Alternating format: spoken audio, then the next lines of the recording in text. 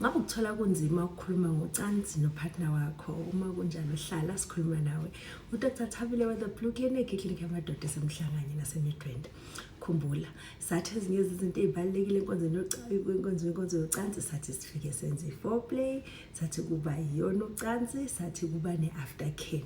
Aftercare ke isona sikhathi ongasebenzisa ukuthi nixoxisane ngenkonzo yocansi. Siyazi abantu abaningi bazobuza ukuthi sixoxa sithini. Akufani, kufana imbhanqwana ayifani, idila nezinto ngendlela engafani. Kodwa kubalekile makuku aftercare ukuthi uqikelele ukuthi niyanikana feedback ngendlela yokusoka. Niyakhuluma ukuthi nijabuleleke kakhulu, anigxumeli nje kulokho kubi kuphela. Ungaqala kancane maningakaze nikhulume ngocansi ngaphambili. Ngilithokozelile ukusho lokho okuthokozelile. Into eyodwa nje cabanga ngokulandelayo upartner wakhe ngacabanga naye ukusho okuthokozelile, noma wena ungadecide ukumbuza ukuthi yini oyithokozelile.